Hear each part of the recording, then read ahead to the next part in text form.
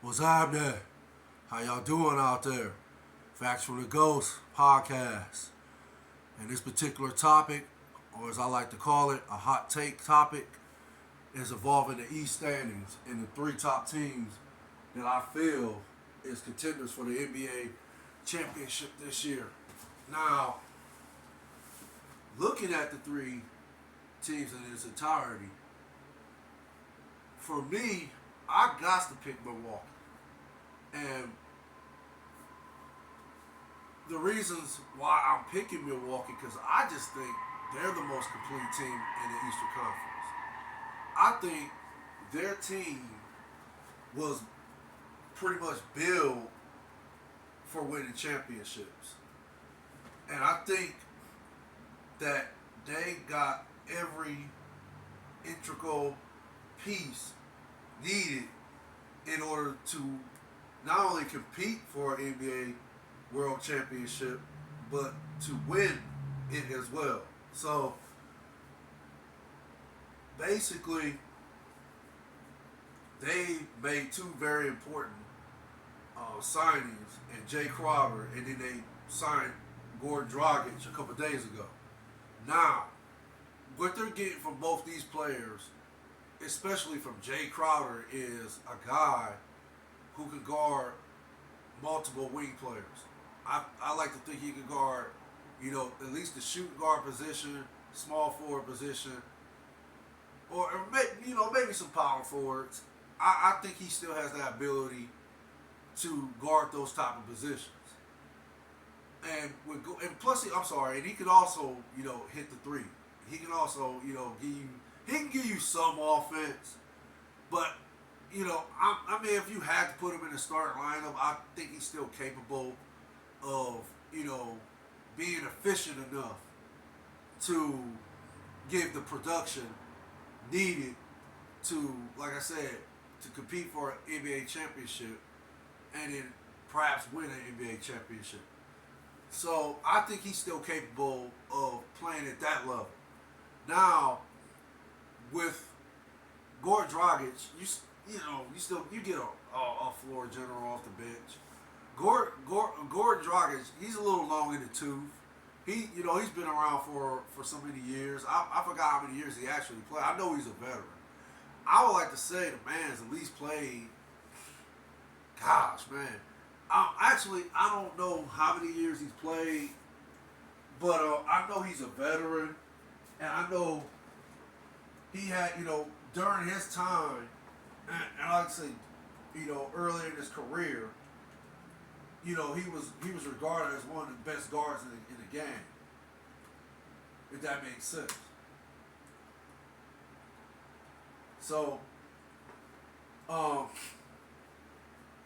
basically, what you get from him is a guy who's a seasoned vet, and he can still, for the most part, give you production as far from the point guard position. Now, watching him, play over the, I mean, you could say watching him play over the years, but I wouldn't necessarily say, um, watching him in its entirety. Like, I wouldn't necessarily like saying going back to, um, um, basically going back to his earlier careers. I mean, I'm sorry, his early days, not careers, his early days.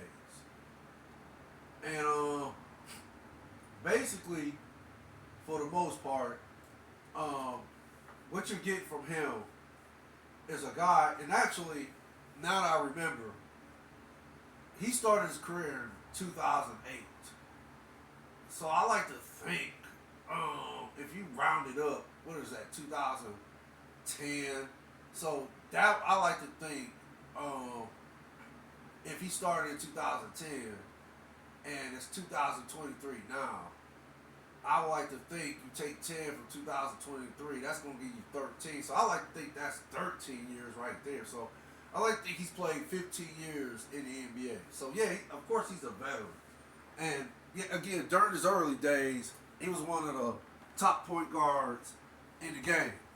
But of course, the man's 36 years old, so basically now he's that seasoned vet that's that can come off the bench and help a team win the NBA championship. So yeah, what you're getting out of Gordon Dragic is a guy who's a floor general. He has an intellect. He can see the floor. He can. I like to think he can still at least hit the outside shot. Now whether he can shoot the three at a high clip like he used to, I don't know about that because I haven't seen him really play all that much. But I do like the fact that Milwaukee signed him because I think he was released this year. I forgot the team that released him, but I think he was released, and then Milwaukee, as soon as he was off, as soon as he was off, off waivers, then they, went ahead and signed him for the rest of the season. So, yeah, he's a decent player still at age 36. So I like to think that he's at least capable of running the offense, being that floor general on the second unit for the Bucks. I like to think he can still hit the outside shot. If all else fails, he can still hit the outside shot. And yeah, I like to think he can still get to the basket, draw the defense towards him, and then he can kick out to the open shooter, which he can pass the ball. So I like to think he still don't have no problem finding an open guy to make plays. I like to think he can still make plays as far as in driving to the basket, drawing the defense towards him, and kicking out to the open player. Or I like to think that he can still hit the perimeter shot if all else fails. Now, as far as his defense, I don't think he's ever been a defensive player. So you're asking him to play defense now at age 36. I don't think that's going to happen. But that's just my opinion. But again, I like the pick. I like the Jay Crowder pick, and I like the Gordon Dragic pick. Now, with those two additions, this is why I feel Milwaukee has a complete team. This is why I feel they're the team that's going to come out the East and eventually win the NBA championship. Now, if Phoenix gets to the finals, then to be honest, I'm going to reserve my pick until then. But as of right now, presently constructed, I would have to go with the Bucks. Giannis is averaging what? 31, 12 rebounds, and 5 assists. Before Milwaukee, before they lost the game to Philly. I think it happened last week. Before they lost that game to Philly last week, they won I believe 16 games in a row. So if you look at their standings, they won. I think the last 10 games they're 9-1. Their conference record is 27-14. So again, and their win percentage is what, .719. Okay. So again, they won out of the last 10 games, they won 9 of them. So they're 9-1 out of their last 10 games. And like I said, the conference record is 27-14, and the win percentage is .719. Now I know, once the playoffs start, these stats are gonna be out the door. These ain't gonna even really be a factor. So, but again, for me, I picked Milwaukee to come out the East and eventually win this year's NBA championship is because I don't see the consistency from the Celtics or the Sixers. And the Celtics, they're on a 3-game losing streak. And the Celtics have blown leads, enormous leads. So basically for the Celtics, I just don't know if they're, if they can beat a team like the Bucks in a 7-game series with the team they presently have right now, if that makes sense. So it's it's just one of those things where you have to actually pay more attention to detail. So yeah, they've lost the last 3 games, and again they've had. I like to think at least the last 2 of them they had a 20 plus lead in those games. They had I want to say they had a 28-point lead against the Brooklyn Nets, and then they gave that lead up and ended up losing that game. Then I forgot the other game. I wish I could think of that game. I think they lost a 15-point lead in that game and eventually lost it. Now the Cavs last night, it was a 20 plus game. It was a 20 plus game lead they had on the Cavs. And then they ended up blowing that lead and eventually losing the game in overtime. So, yeah, for me, the Celtics, I don't know. The Celtics just seem like they're not playing with consistency right now. But they still got 2 monsters back there, and Jason Tatum and Jaylen Brown.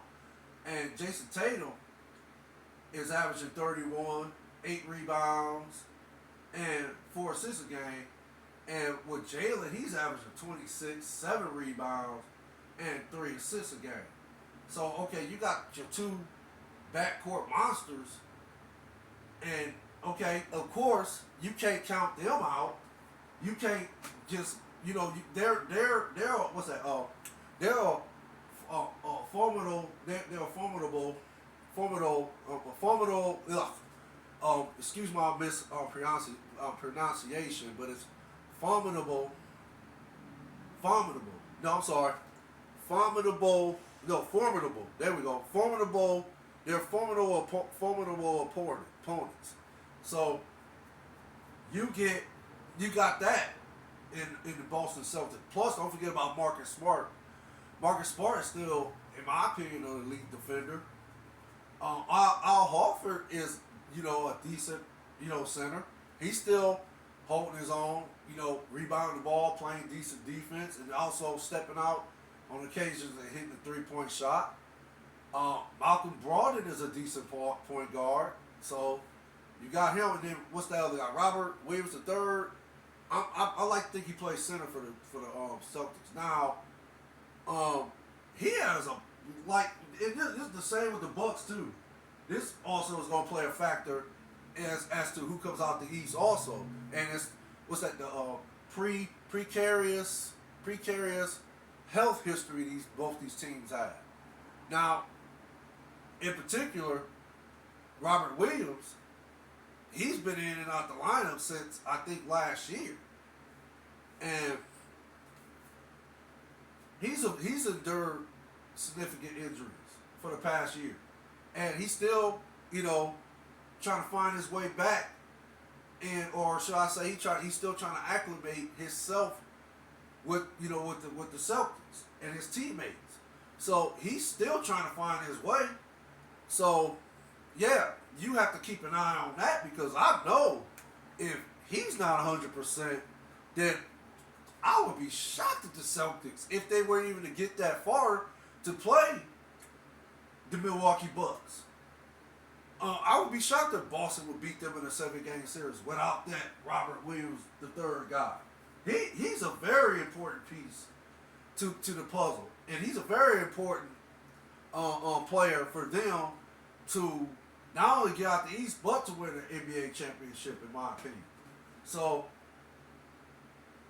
then you got, we can go right back to the Bucks. Yeah, they also have a precarious history of injuries, and one in particular is Chris Middleton. Chris Middleton has been in and out the lineup this year. So if he's not 100%, then okay, I have to reserve my pick, because then will I be still confident the Bucks can do it? Will I still be confident the Bucks can come out the excuse me? Will I still be confident the Bucks can come out the East and eventually win an NBA championship? Yeah, but my confidence level would dissipate a little. It wouldn't dissipate a lot, but it would dissipate a little. But now, if you took Giannis out the equation, then all bets are off. No, Milwaukee ain't going nowhere. They might not even get to the Eastern Conference Finals without their best player. And for me, Giannis is the best player in the world playing right now. Heck, I mean, he might even get MVP, even though I believe what's that, Nikola Jokic. I think he's the leader. He's the lead MVP candidate right now, and deservedly so. So, but if the Bucks end up getting the number one seed, and I would like to think that Giannis will still be a consideration, even though I think Nikola Jokic will end up winning the MVP award. So, without Giannis, the Bucks, in my opinion, are done. So, and then again, like I said, Chris Middleton, they need him. I mean, could they, potentially win without Chris Middleton if it just so happens he goes down with a season-ending injury, perhaps. And then let's talk about the Sixers for a few. Well, what I don't like about the Sixers is I just don't think, and this is clearly my opinion, I don't think Joel Embiid shows up for every game. I think he takes games off. I could be wrong about this, but the games I watched Joel Embiid play this year, it seemed like there were some games he was up for, and he showed people why he's the best center in the NBA, perhaps. Even though I think Nikola Jokic has something to say about that, but okay, that's another debate for another topic segment. But there's games where Joel Embiid is lights out. He plays like he's the best NBA center in the game, and then there's games where he's a disappearing act. So I'm not too sure if I can trust Joel Embiid going forward, as far as is he gonna bring it every game? Is he, like a 7-game series, is he gonna show up for every game, if that makes sense? So that's how I feel about Joel Embiid. But still, all in all, Joel Embiid is averaging, I believe, 31 points, 10 rebounds, and 4 assists. No, sorry. He's averaging 33 points, 10 rebounds, and 4 assists. So you cannot dispute those numbers. You cannot dispute his greatness, because regardless, or I guess you can say, I wouldn't say regardless, because it is a factor if he does not bring his game, he does not bring his A game every game. Because, I believe if that takes place, then, there's a good chance the Sixers can come out the East, too. But, like I said, for me, I just don't feel Joel Embiid plays every game. That's just me. It's my opinion. So, and then you got James Harden, who, in my opinion, he's averaging a career low this year. He's averaging 21 points, I think 4 rebounds and 10 assists. So, okay, well, I mean, and then we all know the history on James Harden as far as him playing defense. He don't play no D either. So you mean to tell me in a 7-game series, you're going to pick the Sixers to beat Milwaukee if all things are equal, and you think James Harden will outplay Drew Holiday? I'll tell you what, he might score more points than Drew Holiday, but I believe Drew Holiday will shut him down in critical moments. I believe Drew Holiday will prevent him from scoring in critical moments, if that makes sense. I believe Drew Holiday's defense is stout enough to stop James Harden in critical situations. So I think that's one X factor. And then who do they got that's going to guard Giannis? okay, you could put Embiid on him, but I like to think if you put Embiid on Giannis, well, I'm picking Giannis to win that matchup simply because Giannis is the better player. He's quicker. He's much more quicker. He in some instance, well, actually, I take that back. Joel Embiid perhaps might be the better shooter from the perimeter in the three-point line than Giannis, but still, Giannis can shoot from out there. So, okay, and then Giannis passes the ball efficiently, and he does that at a more efficient level than Embiid, and also, I think Giannis' defense is more efficient than Joel Embiid's. So, if you put Joel Embiid on Giannis, that's going to take away. I believe that will take away Joel Embiid's ability to score the ball consistently, to play his game, to be able to play at a superstar level. If that makes sense.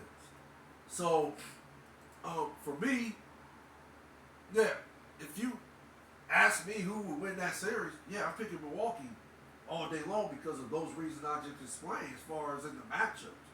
I just think it's a bad matchup for the Sixers. As far as, and then like I said, if all things are equal, who they got to go stop Chris Middleton? You gonna put Tobias Harris on Chris Middleton? Oh, well, I tell you what, I got Chris Middleton in that matchup over Tobias Harris all day, every day. And I don't think even Tobias can keep up scoring-wise with Chris Middleton. And then, let's go to the benches. Well, again, I just told you about Gordon, Dragic, and Jay Crowder. I already told you those two new additions they signed. What about Grayson Allen? Grayson Allen is a decent player off the bench for them. The other guy, Pat Carrington, he's another decent player. And then they got, Pat Carrington's another decent player off the bench. Then they got Bobby Portis who comes off the bench. That's another decent ball player. Now, I think the Bucks, hands down, bench is way better than the Sixers. So that's why I'm picking the Bucks. Oh, excuse me. Sorry about that. The same can be said for the Celtics. I think overall, I just think the Bucks starting five and benches I just think it's better than the Celtics. And in a 7-game series, that's what I'm taking, the Bucks. I don't think Malcolm Brogdon can guard Drew Holiday, but I think Drew Holiday can guard Malcolm Brogdon.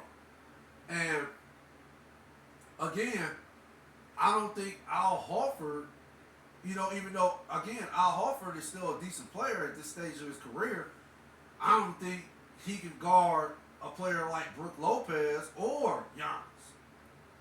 So again, if Robert Williams III is not available, then you're going to ask Al Horford to take on these enormous defensive duties out here? No, I don't think that's going to work.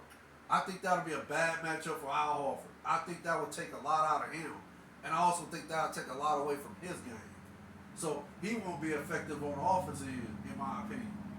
And then, what's that, Grant Hill? Now, no, not Grant Hill. I think it's Davis. I'm sorry about that. I'm thinking about Grant Hill back in the day. My apologies for that. It's Grant Davis. Now, Grant Davis is cool. I like him. I think his game. I like his game. I think he's a excellent player off the bench for the Celtics. So, I think he'll be. I think that somewhat might be I don't know, because they might be equally matched as far as a Grant Hill coming off the bench and Bobby Portis. I would just say that would be the matchup: Bobby Portis and Grant Davis. I mean, I could be wrong, but